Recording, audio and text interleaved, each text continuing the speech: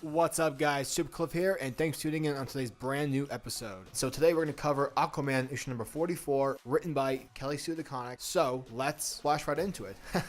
Ocean pun. So this picks up where we see Mera as Queen in her new Queen outfit suit, which is actually like really cool. And it's shown that she's just formulating water images of Aquaman because, you know, at the end of Drowned Earth, everyone presumes that Aquaman died during the aftermath. And she misses Aquaman because her and Arthur have always been together. And so it's weird seeing that, like, these handmaidens who walk into Mera's throne room telling her, yo girl, you gotta find a new man in your life because you're the Queen of Atlantis. And also because he ain't coming back for you, honey. He dead.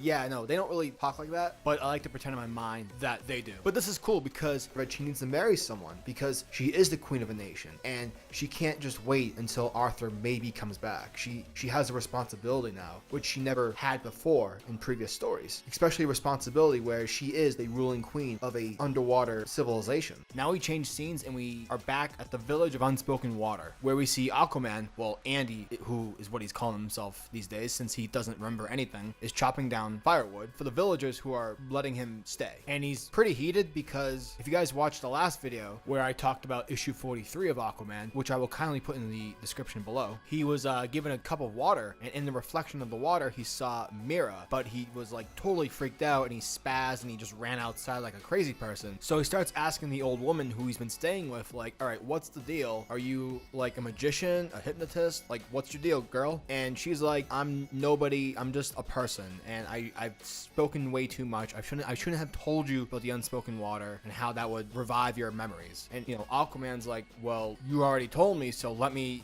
do what I have to do. I mean, I'm sick of all this riddle crap that you're giving me. Like, just give me straightforward answers. And unwillingly, she agrees, and she tells Aquaman that if you want more answers and if you want to go forward with this quest of yours, meet me at the shore at sunset. And so prior to sunset in their meetup, Aquaman visits Callie, who is the girl that he needs to bring to her mother in order to receive the unspoken water and regain his memory. But the thing is like, Callie's a bit weird. She's kind of like, she practices rituals. Like, she loves killing rabbits. I don't know what that whole shtick is.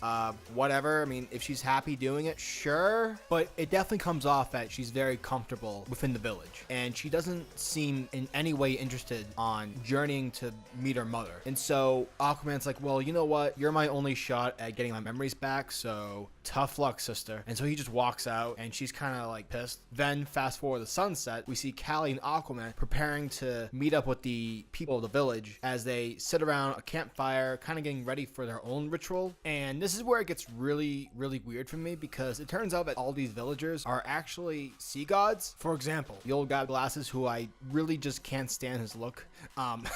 He is like actually like a squid god of sort. Like, they all show off to be some certain sea god, and then they take Aquaman, like they grab him and they force his head down into the water, House Greyjoy style, and that's where the comic ends. And I have to say, I like the fantasy direction it's going in. I also like where we see Mera with her new look and how she has to like find a new husband because she is the Queen of Atlantis, and so that's what's expected of her. I want to see how that goes forward. But the whole like village, I don't really like any of the villagers there. Callie seems like a psychopath. Aquaman, hopefully he gets his memories back soon so he can leave the village. But I like the idea of journeying off different sea realms. So overall, I would say I give this issue a 6.5 out of 10. I'm still interested in the series. I just kind of hope more is explained. And, you know, I'm looking forward to see what happens with Mera.